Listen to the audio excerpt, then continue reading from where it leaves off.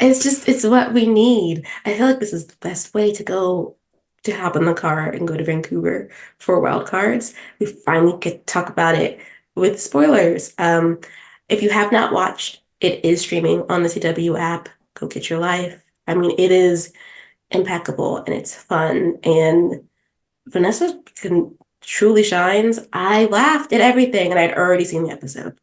Same. So good. Like that opening scene, for example, like as soon as it started, and again, it's like Sabrina, my second time watching it, as soon as it started, just the smile that appears across your face, she's so in her element, loving life, living their best life. And Max is such a like energetic character, and she just captures your attention right from the beginning. And oh, that smile never left my face throughout the whole episode. She's just infectious. Mm-hmm. She is. So good. The jokes land. I think what makes it great too is that it is the kind of television that doesn't take itself too seriously. Mhm. I don't feel like I'm watching someone's pretentious dream unfold. I mean, I love a good prestige drama. I Yeah. love high intellectual shows, but they are not the end all and be all of television. And I think there's just says something about a blue sky drama Yeah, that truly just its own. you gotta also know like what you're making because there are moments in this episode that get a little bit heavier, like when they have their heart to heart about his brother, or what's the other's another one. Or even like the resolution of the mystery. They still know what show they're making. It's not all of a sudden we're all like, okay, let's all collectively go for the Emmy. Because Mhm. sometimes there's those shows where it's like they do a little too much. Yeah. Mm-hmm. And like that's, I mean, I can't fault them. You got to do what you got to do, but also it's like just kind of know what the tone is. And it really, Wild Cards really walks that line really well, where they're not going too maudlin, but they can hit those emotional beats in a way that is fitting to this genre. Mm-hmm. They know exactly what kind of show they want to make, and I think that's why it works so well. Like it's giving like 90s buddy comedy kind of action movie, but at the same time with like the glossiness of network TV, and it comes together really well. Like we've seen this concept of the two reluctant partners recycled in so many different genres, and the ones that make a more serious tale know well that's what they want to do. But since it's such a fun concept, I don't think that often comes across in those programs or those movies. Whereas with this one, this really really leans into how silly the concept is. And you're right, Sabrina. We said unserious so many times in a review of the pilot, or spoiler-free review of the pilot. It was like take a drink every time someone says unserious, because honestly, that's exactly what the show is, and it And it's knows not a what it bad wants to be. thing. It's not, Mhm. and I think it owns it so well. And to go off Reed's point, I agree. There are so much. There is the show itself tackles some heavier themes throughout its pilot episode, but it never like loses identity of what it is. It never like loses sight of what genre or whatever tone it wants to go into. It could fall off by having like the murder, for example, be taken far more seriously, but it never lost that kind of tongue-in-cheek tone, which is why the buddy cop movies of the 90s worked and is why this show works so well.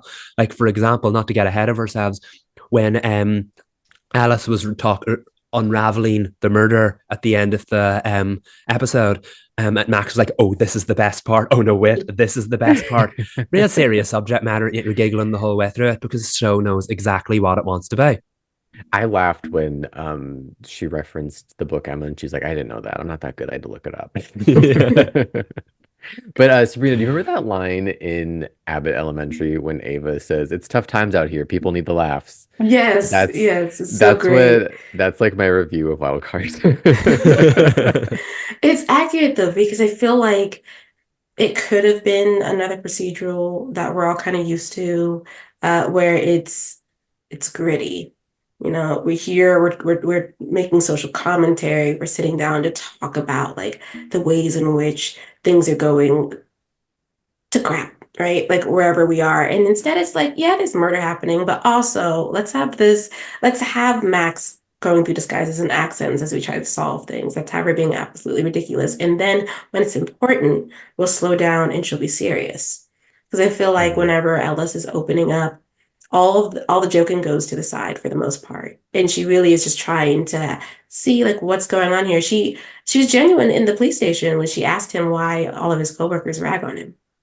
She like Hmm. noticed and she was like, what's happening here? And he didn't want to talk to her, but that's something she seems to be a person who checks in a lot. Like, what was Hmm. that about? What are we doing? Like, or on the boat when she asks about the kids that he clearly has a fondness for. And she gets the information about his brother. I think those little moments are some of the best in the show outside of the comedy because it just reminds you that they're people and they have lives outside of each other and they have pasts and we really want to know what happened in those pasts and how it informs them today in their work and how they move around in the world. Like I'm really intrigued by how many people Max knows around Vancouver and which ones are is she in trouble with and which ones are like people she goes to regularly when she needs to con somebody. I love that in these kinds of shows where like the lead just has like she knows a guy. She knows so many guys. I'm so excited to get like a recurring character of like apart from her dad of just like some random guy that she always uses who's like her go-to and will always bail her out, keep her secrets. I'm like, where's the I know she has one. Where is he? And that expertise gives it kind of like it feels like kind of procedural TV of the mid 2000s, late 2000s, when like it would give every episode its own unique kind of flavor. And that's one thing I'm really excited about with Wild Cards because this is one of those shows where we know there's an overarching story, but I'm every bit as interested in, oh, what are we getting up to this week? What are we getting up to this week? Just because of the tone of the show. And you're right, because Max knows so many people, it could like lend itself, one episode could be completely different from the next. And I think that'll probably lean itself right into finding out more about who she is as a person. I completely agree with what you're saying, Sabrina, in that you get to see more of how genuine she is quite early on. Like we're not this concept in the past has been like the hero doesn't get on with the villain of the post because they're villainous. Whereas quite early on, even though she's committed crimes per se, so to speak, we still see that she's a very genuine person. I know there are secrets coming up, and the ending tag definitely teased that I think they're definitely luring us into a false sense of security. So they got that out of the way quickly, only to like smack us over the head with it in the final few moments. We're like, wait, there's more to the story, which totally makes sense. But you can see that Max, underneath the veil, so to speak, Max is very, very genuine. She loves having a laugh and she doesn't take things very seriously. But like when she's called out on it, like when Alice said to her, "This isn't a game," you could see in her face she was well aware of the fact that it wasn't a game. She's in this for more important reasons than what the concept dictates. Yeah, she's having the time of her life and she's doing it to stay out of jail and stay free, so to speak. But as it goes on, I think we're going to learn that there's more to it than that. And I also think, like you said, as we meet more people in her life, we'll also learn that there's more to her than that. And I think that's very much what's going to drive her arc. Do we think that it's all connected somehow? The cases, the him being framed for having cocaine and then whatever going on with her dad. Yeah. Yes, I the feel only like there's some overlap. I feel so like that too, and I'm trying to remind myself this is not a CBS procedural drama. So the likelihood of her dad somehow being responsible for his brother's murder is not, it's probably very low, but that is my fear. Yeah. It's Yeah. like that's gonna be like a season-ending wedge. Hopefully not. Hopefully those two things are separate, but I Do don't we know. know what George is in jail for? Not yet, I don't believe. Okay. He doesn't seem like a dangerous guy. He seems like a good guy. He seems really nice, doesn't he? Considering Yeah. his reputation preceded him. Um, I agree. That's the weird thing. When you watch something a second time and you can see all the hints that they planted, you're like, should have seen that the first time. It was only when Alice had that moment where he spoke about what happened to his brother in his past. I was like, is this one of those moments when we reach the end of the season? I'm going to look back and was like, should have picked up on something there. So you're wondering, is it a genuine heart to heart between the two, or was that them seeding some information that, like Reed said, the overall arc it relates to it? It's going to be interesting because it obviously Max's dad was able to get more information about Alice. And you're like, are we just supposed to buy that he was able to get more information about Alice because he's this like almighty like prison lord who has all these connections, or was there a Yes. reason for it? Who knows? Who knows? I think what was interesting though about that being the last shot was that before that, we got so much character development in Ellis simply going through the stages of what was going on in the crime that Max committed. Like both, it was an interesting scene because I felt like it showed both of their hearts. Hmm. Like he took the time while working another case to help her. And then they all got to learn she was actually helping a woman escape servitude. Like Hmm. she was being held against her will, and that was the only means of getting her to be able to leave, to be able to escape this woman who definitely deserves to be in jail. So, See, I never doubted Max. Like, even if she was just like run of the mill, like, yeah, I'm gonna steal this woman's jewelry, I would have been like, yes, I support same. women's wrongs. Do what you got to do. Um, but I knew she had good intentions. And when he revealed that, I was like, yes, that's my girl. That's her. That is funny. I feel like for me, I love Max and I trust her about 85%. And I feel like that is healthy. But like the only thing I don't want is for there to be something that would color the show more dramatically than it needs to be. But I Yeah. feel like I have faith that they won't do that just because of the structure of this premiere. It just doesn't seem like it's going to be a series that's going to get incredibly dark, even though Mhm. there will be moments, of course, that are true to life that are dark. Like I'm Yeah. sure that we'll get a lot of The information about central that. case of the pilot was a wife killing her, was it her brother-in-law? Hmm. Hmm. Because they were having an affair. What Yeah. happened? Hmm. I'm like, wait, my wires crossed. Is that actually what happened? So they were the thieves. It's pretty dark, but I mean, like, given the tone of the show, it's like it could be darker. It could be. And They not me played that sweeping from that off, under the so rug. It is dark, but like I don't know. The show doesn't present it as like an enormous like.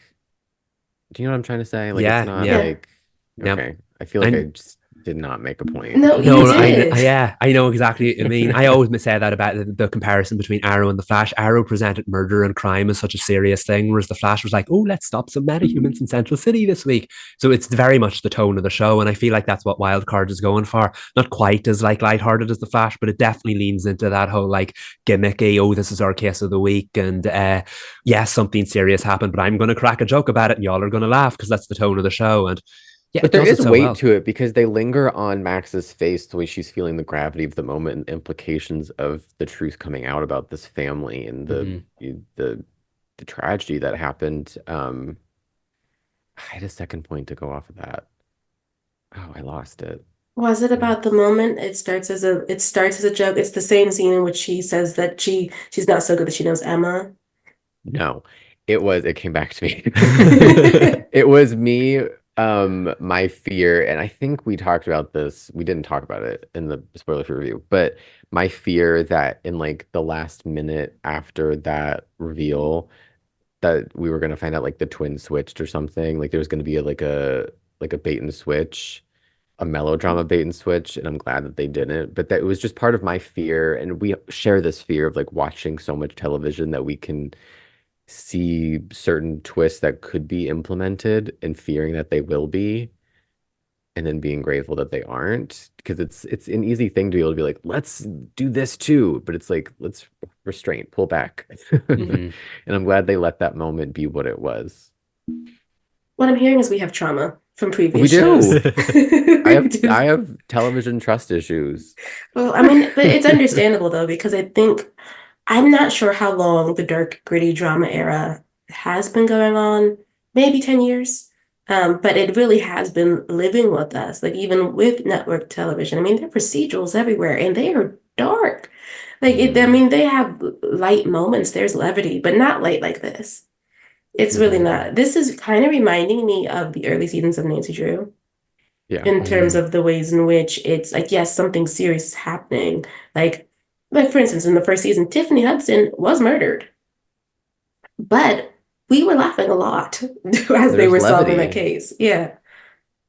So I'm Yeah. just happy about wild cards. I just think that it's good that we have this on the CW. Well, it's good that we have this on network TV, to be honest. Yeah. Can we talk about what we couldn't talk about in the spoiler for review that I like was dancing around not Mhm. very well? The kiss. Yeah.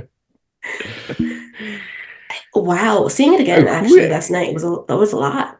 I know it just the pilot, who's doing it like this? Nobody.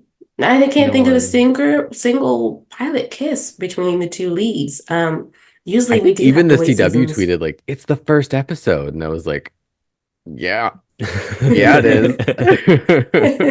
I feel it's interesting watching the reaction because that kind of caught me off guard as well. I was like, "Oh wow, we're doing it this quickly," and I'm glad we obviously have a whole season to play with this. But like the first episode's a lot. Like this isn't a show that like film the pilot. Hopefully we have everything and hope and pray to get picked up. No, this is a 10 episode season, and like it did it right in the first episode. So it's interesting watching the reaction online, and it's been pretty much the same. Everyone's been like, "Oh wow, they're doing it in the first episode. The ship is alive and well in the first episode." And I mean, like after the chemistry on that moment, the way the Alice's face afterwards, the way Max even kind of lingered. I mean, like hooked, hook, line, and sinker in it.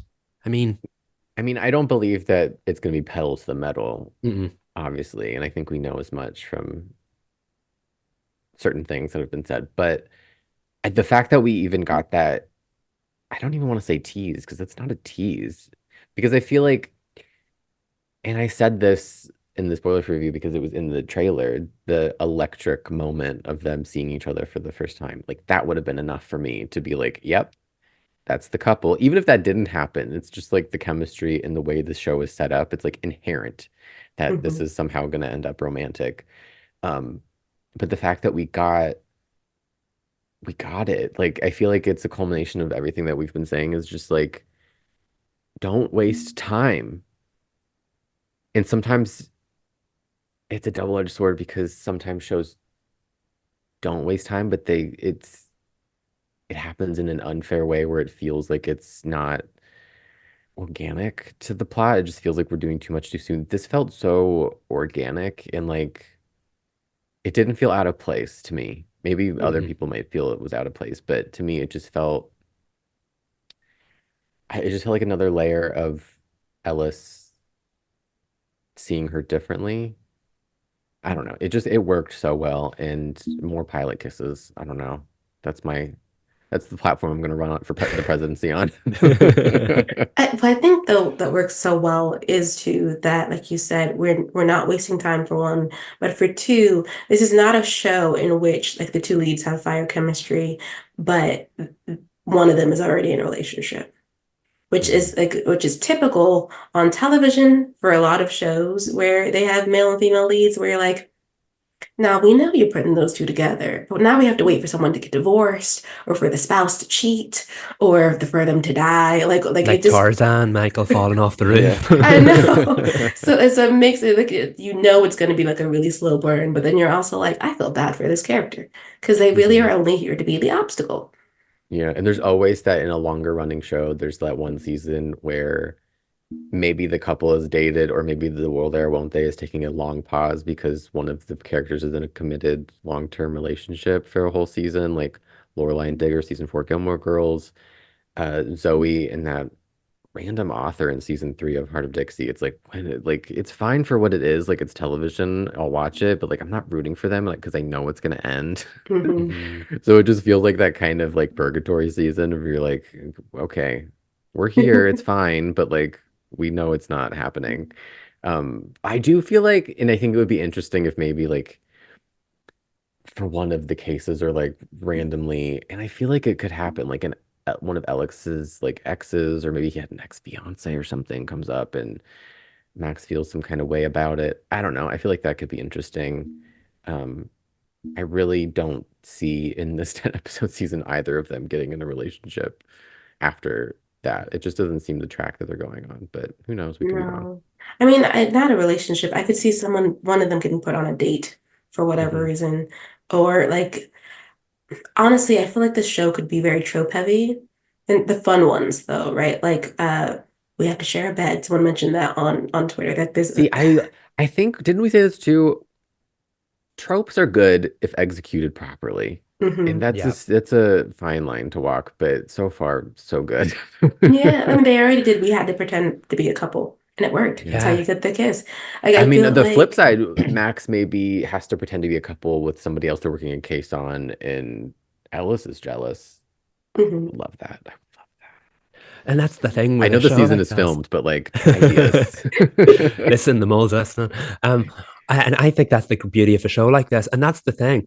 it's kind of dropped a lot of the shackles that would hold a show like this back, like being in a relationship with a character who's nothing but an obstacle to the plot.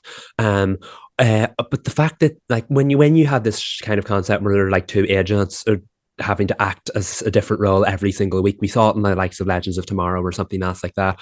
But when you have something like this, we could have saved that plot for two or three episodes down the line, four or five, maybe when they got to know each other better. But no, we have them having to have that kiss right out of the gate, and I think it's made us all sit up and pay attention, isn't it? Like if they're doing this in the first episode, what are they going to do next? And agree, the one when you said that they could bring in more of the like familiar tropes that would be welcomed, I could definitely see like Ellis having to pretend to be on a date with someone to get some information and him being the awkward one, not knowing what to do it. Max in the corner, like, you're doing great. And then when he does do great, she starts getting jealous and feeling a certain way about it, or vice versa, as Reed suggested as well. So What I if feel she's like, like pretending to be the waitress on the date and then she's like, oops, I spilled the wine. Yes. it's like there's no shackles here. We have 10 episodes of just pure unadulterated fun, and I can't wait to see what they do with it. My other Yeah. favorite part of the kiss is like that subtle moment after when they both appear to have a realization, but then they just like, no time, we gotta go. Mm-hmm. It's like it was the correct amount of time to linger on them without whacking us over the face. Like they like each other. It's like we got it. We saw. Yeah. And it said a lot about their characters as well, because Max is the one that's known for like she knows the game, she knows how to do it, but she was a little taken aback by it.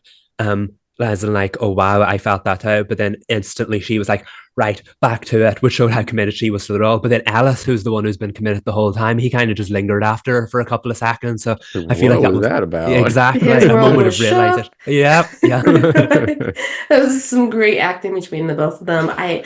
In the interview with Giacomo, he had mentioned though that we're gonna pump the brakes. Okay, see, I did carefully refer to that. I didn't know if that was included in your interview. Yeah. So I was like, let me not tag that he said that in case Sabrina doesn't want that out in the world. Oh no, it's fine. No, we didn't cut anything, so it's good. Okay, cool. I was not sure what made the final cut. But they, but yeah, he said we're pumping the brakes. Not that they won't feel the connection between the two of them, but as far as them sort of sorting through their romantic feelings, that's not happening. It's very conceal, don't feel, but since they're both terrible at that, it's going to be fun to see them I feel work it like it's the out. classic will they, won't they, push pull. Hmm. But they definitely will. Like that's the thing that's so great about watching this show is you can feel that. It's like It's just reading a how and rom-com when. or watching it. Yeah. We know the happily ever after is happening. We just don't know when it's coming. Mm-hmm. Yeah. So excited for that. Like really excited for that because that means that the flirting is going to be impeccable. Yes. Yes. Yes. Oh my God. I'm so excited that we can finally like talk about I the know. show in its full form. Which is, I think, what we're each week we're gonna eat, not just between them as like with the ship that we're definitely on, but also with the cases. I'm excited for a Mhm. case of the week style show, um, especially because we do know that it is going to be set all over Vancouver. So we will Mm-hmm. be outdoors. We will be like we can expect Max to be trying on different disguises and for Alice to be exasperated and them to be solving the cases together. I think it's going to be fun because sometimes procedurals can get a little rote, but with these two dynamic characters, seeing them switch up their dynamic each episode is going to be great. And we got the real star of the show, Jonesy, Yeah. Yes, as Mark. yes. As Mark, who has an answer for everything. I love that little love muffin is in He's every like so episode. fluffy, but also kind of looks like an alien. He's just so cute. Like I Right? want to see him involved in a case. Like I want him to like be I want him to help on one of the cases. I think it would be so cute and funny. Like we just don't Right? have animal sidekicks on TV anymore. That's another thing I love about the show that feels so like heartwarming and nostalgic is like there's an animal sidekick. There used to be like a dog or cat in like every show in the 90s when we were growing up. Why did we get rid of that? I mean, I'm sure there's probably valid reasons about like having animals on set, but Jonesy seems to be, I mean, he steals the spotlight. He does. And he He does sneak deserves to into be number his one on the car. call sheet. I I'm just mean, kidding. the luxury this cat probably has, though, of just like he can do whatever he wants, but he does. Mark does sneak into the police cruiser, so I'm assuming that there will be an episode in which he does that again, and they're like, Mark, you cannot help us solve the murder. I want to see him in like a cute little like police vest too. Was he Oh. in a life jacket on the boat in one of the I think in he the pilot? was. Yeah. Okay. I want to see his wardrobe. Oh God, I really do think. I wonder though. I mean, I'm sure it'll just be Mark because Mark is actually part of the talent section on the press site. But I actually kind of would like to see other animal companions too. I'd love to see a canine Yeah. walking around. And perhaps there's a little backstory about how Mark doesn't like that dog. Yeah, that'd be Subplot. cute. We need it. Yes, the adventures of Mark and whatever that canine's name is. But to go back to the casework though, how did y'all feel about the way that they handled it Like narratively or like narratively? story? I thought it was great. Hmm. I mean, in the spoiler free review, I kind of explained how I felt without being able to reveal the spoilers, which is like, and it's no fault of the show. Again, it's me. Like sometimes like there's that third or fourth twist, and I'm kind of like lose track of what's happening. But for the most part, um, I think procedurals do a great job of like explaining in the end like how everything ended up the way it was. There's always like that twist that's like, okay, that's not really important. You know Hmm. what Yeah. I mean? I know. Like I don't really need to bank that in the brain. Like I can just catch up with you when you hit the ending. Um, but I was entertained the whole time. Each twist and turn. I love when she walked into that room, like she owned the place, and the twins were like, "Oh, not you." Like I also could not have guessed where it was going. Also, Yeah. And that's the thing. It was firing on all cylinders the longer the episode went on, which is when you kind of expect it to start slowing down and like paying more attention to the plot. But it never overwhelmed the show. I don't know whether it's just this show's got such a good balance of tone, of storyline, and the case of the week was at the forefront of it the whole time, and it never like took away from the other stories that was going on. And I know maybe that's just down to how well the show balances its tone because it never lets the serious part of it get too serious. But like at the end there, they revealed a lot of information through dialogue, but because it was such a quirky kind of tone, and the actors did it so well, it never felt like you were just being exposited information. It all came across so well. And yeah, it was a complex twist, like Reed said, lots of twists yeah, and turns, but it never felt overwhelming, if you know what I mean. And I think that's the thing that the show did so well. And if it yeah. wants to continue doing that for its remaining 9 episodes of season one, I'm all for it. I don't want to be overly complimentary, but I feel like we have to remember that, like this is a pilot and it had so much to do. Like we had to get to know these two characters, the dynamic. It had to set up like point A, point B of them like suddenly working together while also juggling a case which on some shows could have been a season-long arc. So it's like they accomplished a lot in this time, which I think we also said previously. Um, but it just did so seamlessly. Like the focus was so like Michael said balanced between like getting to know Max and Ellis, getting to know their dynamic, getting to know backstories, while also unraveling this mystery, which who knows if it'll still be relevant to the plot next week. Who knows if it'll carry over at all. But yeah, I think it was I don't know how they did it. I would never be able to write an episode of television like this, especially not a pilot. Are you kidding me? I loved it because it's a cozy mystery. Like, yes, there's Mhm. murder, but it also felt like the type of procedural opener where if you had like had to tune out for a moment and you came back in, it's fine.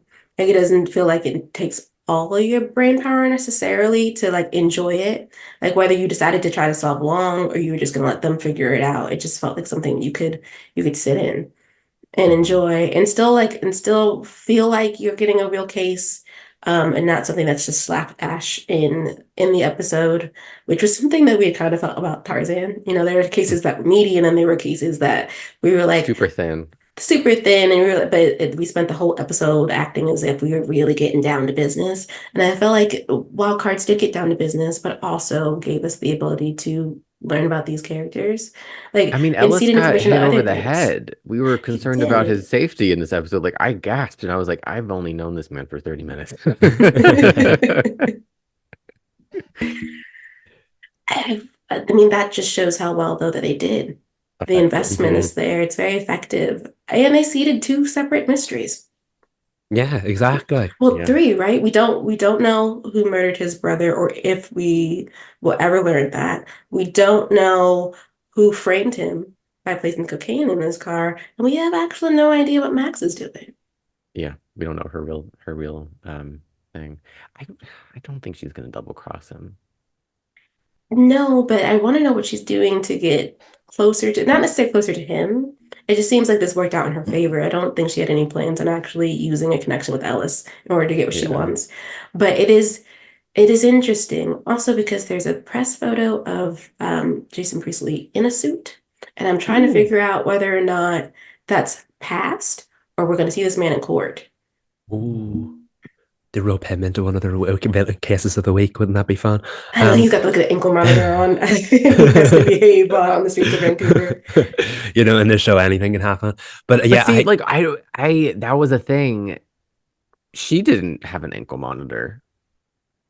mm-mm. Mm-mm. They were just like, yeah, go ahead and work with this man. I was like, wait, is she a flight risk? What's happening? I was like, I don't understand Canadian like law, apparently. I don't know. They're like, you go home now, don't you leave, but I you can mean, go from home. what I've seen in American shows, it's like white Mm-mm. collar, like they had that man on a leash pretty much. Like he could not move through New York or he would be busted.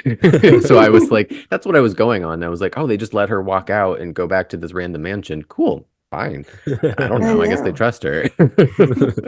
Like, I know she didn't commit as serious a crime as some of the crimes that come up in the episode, but you're like, yeah, do you not need to monitor what this woman's It up to? seemed like they were throwing the book at her in the beginning. So Right. I was like, what's happening? Michael, I believe you were about to say something though. Do you remember? Oh yes, and the tag at the end, Sabrina. You said you trust Max 85%. I feel like that tag was intentional. That scene at the end was intentional to make us trust her maybe down to 60% because Mhm. the dialogue was intentionally cliche. Oh, we're so close to getting what we want. Obviously, they're not going to tell us what they want. That was designed for a purpose to make us doubt Max, and it did a very, very good job of that. I don't doubt her. I don't. Like Reed said, ride or Yeah. die. We're in this for the long haul.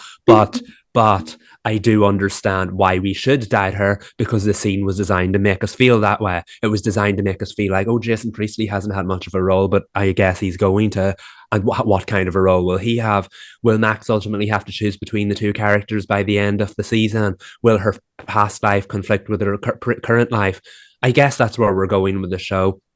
And because we know nothing about the enigma that is Max yet, I cannot wait to see where it goes. Um, but I don't think we're going to fall too far from Grace. Max is very quickly changing, although we're starting to see that she was already has a lot of good in her to begin with. And if we get more of that, I'm in it for the long haul. I will say though, I mean, even if she double crosses him, that would not bother me. Like, as someone who has a few dark ships, that would not, like, Catherine Pierce is one of my favorite characters on the Vampire Diaries, and she Mm-hmm. can't be trusted at all. Nope. So, like, Yeah. that wouldn't necessarily bother me. It Plus, I depends mean, the what it angst. is, right? Mm-hmm. Yes, I think it's one of those things. Well, I don't want it to be like so serious that I would be like taken out of it, or I'd be like, this is not redeeming to me. Like it needs to be a minor infraction.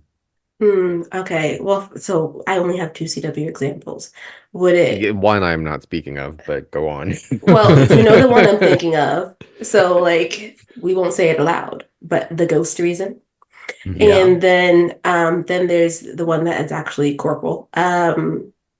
Walker Independence. And like we wanted Abby to step on Tom. But did it take me out of the ship? No. No. Ooh.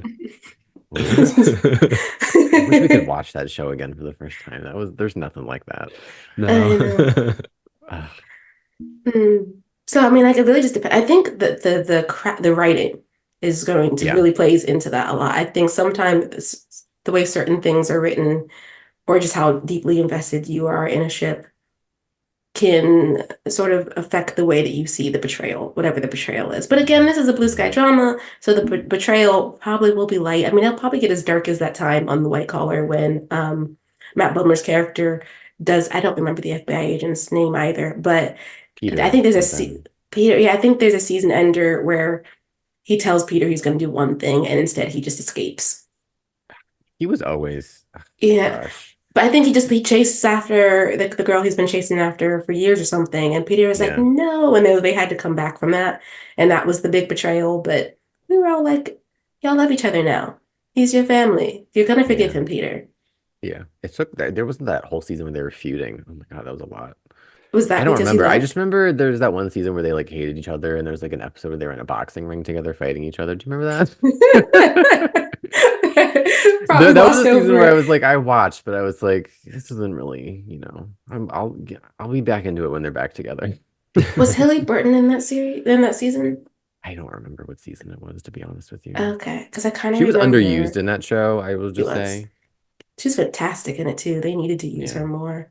Not to get off track. So the as Listen, but this is yeah, wild I think it card season 2 depends. material. It's gonna happen. Michael, if you haven't watched White Collar, it's coming to Netflix at some point this year. I don't know if it's Oh, internationally, but like big recommend.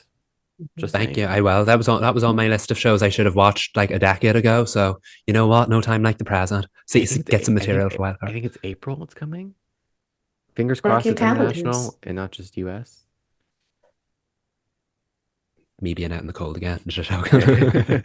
I think we've inadvertently entered into a if you like wild cards, watch these shows segment Yeah. on the podcast. I mean, Max gave her own Yes, you're recommendations right. in the episode Try, try. Bones, Mhm. Castle, Castle, yeah. Yes. and And then A there's Star that is third Born. one that once again we keep forgetting. A Star is It's Born, wasn't A it? Star is Born, but we're Yes, not including that because that's yeah, not that's that's different. That's for a whole different audience. Before we wrap though, is there anything else from the episode that we have yet to talk about that we need to talk about? I can't think of anything. I feel like we covered most bases. I'm Oh, sure we could. Oh, I want to, okay, Reed, I believe you told me this, and then somebody else on Twitter told me this too, that we will not be keeping Noah. But I would like the actor who plays Noah and Joey, but I can only care about Noah. To Rest in to peace, no, Joey. come. I told you Huh? this. I believe so, but it might not have been on Pod. It might have been sidebar. No, I mean, it sounds like that could have happened. I don't remember it. Because he's on Family Law. Yes, he Because has. Yes, he has. or was it you, Michael, who Oh, said it?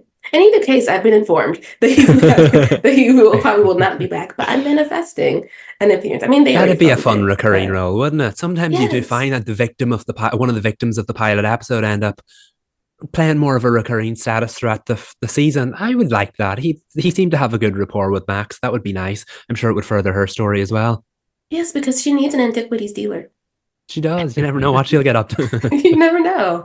Like, but I mean, and it's room for more jokes as well. So at least that's all I want. Bring back Noah, Yeah. yeah. Guest stint. It's only 10 episodes. Give us like 2 more. right? Yes. I also Goodness just want to gracious. implore people to watch it because if I don't get at least 6 seasons of the show, you know, Also, don't rest on it being co-produced by a Canadian company, y'all. That does not mean CBS, CW won't just drop the show if it doesn't work for them stateside. Mm-hmm. Tune in please every watch. Wednesday night. Wednesday, I had to think there, but it's been a long time since we've done this. But yep, tune in every Wednesday night. Wednesdays at 8 p.m. on the CW. If you miss it, it will stream on the CW app and the CWTV.com. Feels like Just my saying. Stargirl plug. I miss doing that. Watch the show, please. We need a Yes, season 2. Yeah, all definitely. seriousness, watch it. Yeah, Yeah. so entertaining. You won't regret it.